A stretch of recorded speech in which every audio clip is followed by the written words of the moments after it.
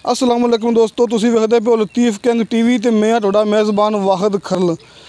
दोस्तों सब तो पहले तुसीं साडे चैनल करो सबसक्राइब, नाल ही बैल आइकन करो ओके, ताकि साडी हर आने वाली नई वीडियो दा नोटिफिकेशन सब तो पहले तुहाडे तक पहुँच सके। तो दोस्तों अज वैसे तुहानूं एक दफ़ा फिर मर काले खां सियाल दे डेरे च लैके हाज़र होए हैं। दोस्तों इस इलाके के माशाअल्लाह बड़े मशहूर ते बड़े मन्नत ने व्यापारी है ने, इस टाइम अपने कोल मौजूद खड़ोते ने। इस तो पहले कि आप थोड़ी उन्होंने गलबात कराइए, सब तो पहले साडा कैमरामैन साहब तुहानूं मझ दिखावेगा। दोस्तों उन्होंने मझ बड़ी सोहनी तो बड़ी प्यारी मझ मर काले खां सियाल साहब दी। दोस्तों प्योर नीली तो मझ, बड़ा सोहना मझ का मूँह, मझ डरदी टुरदी भी नहीं हैगी, तो बड़ी सोहनी तो बड़ी प्यारी मझ दोस्तों सूई हुई मझ है, पिछे कट्टी पिछे कट्टी भी हैगी है। सब तो पहले तुहानूं मझ विखाने आ, उस तो बाद तुहानूं मझ की कट्टी दिखावांगे। कैमरामैन साहब मझ का हवाना तसल्ली दिखा दो, ताकि ना किसी दोस्त ना ये ना कहे असीं मझ का हवाना सवा के वेख्या नहीं सी। ले देखो दोस्तों मोटो पार थान तो मरले का फासला तो बड़े सोहने मझ के थान माशाअल्लाह दोस्तों। तो काली शाह मझ दूजन मझ पिछे कट्टी हैगी, इंदे कट्टा दोस्तों सॉरी पिछे कट्टा है, तो बड़ा सोहना मझ का हवाना है। पिछू ना मझ का हवाना थोड़ा दिखाना है मैं खड़ोना इंदे। हाँ दोस्तों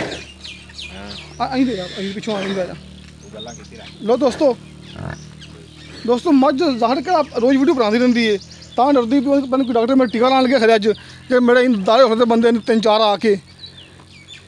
लो दोस्तों इनके पिछे कट्टी कट्टा है।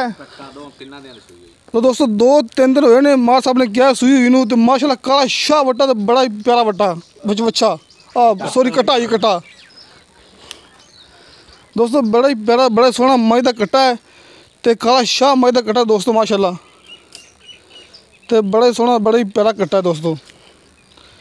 लो दोस्तों तुसीं मझ वेखी, मझ का कट्टा वेख्या, तो मजीद आप मझ के मालक अपने कोल खड़ोते ने मर काले खां सियाल साहब, उन्होंने कोई दस कर लेने जी। अस्सलाम वालेकुम जी। वालेकुम सलाम जी। दोस्त की हाल है अपने जी? ठीक ठाक राजी जी। दोस्त मझ जी अपना सूई कितना सौ सूई होनी? दूसरा सुहा सूई है जी। हाँ जी। प्योर नीली दी मझ है जी। शाह काली मैं शाह कालियां मझ दी अखी हैं जी। हाँ जी। हाजिर मौके मैंठ 12 किलो दुध है जी, 3 दिनों की सूई हुई है, मगर मैं दे कट्टा है। कोई बंदा आखे भी नीली दी नहीं है, ठीक है वो आप डंड जलांगे। मैंठ 12 किलो दुध 2 टाइम आन ते चो लवन, ठीक हो गया। जेड़ा बंदा पछाणदा है वो आपे ही पछाण ले सी भी मैं नीली दी है या नहीं। मैं दी एक कड्डी दुन्नी कोली मैं दी कोई नहीं है। ठीक है जी। अच्छा मां साहब उनकी कितनी कीमत है? इनकी कीमत है 2,70,000 रुपया।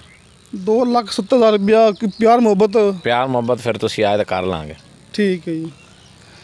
लो दोस्तों आप मर काले खां साहब नाल गल की, अपने को मझ ने 2,70,000 रुपया मंगया।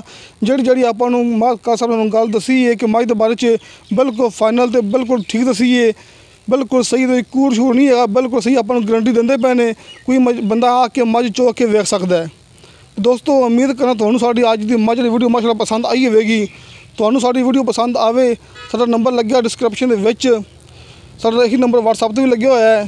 साडे तुसीं नंबर ते लाइक करो, साडे नंबर नूं शेयर करो, साडी वीडियो लाइक करो शेयर करो, अपने कमेंट्स का इजहार करो। तो दोस्तों मिलने अगली वीडियो ते। खुदा हाफिज़।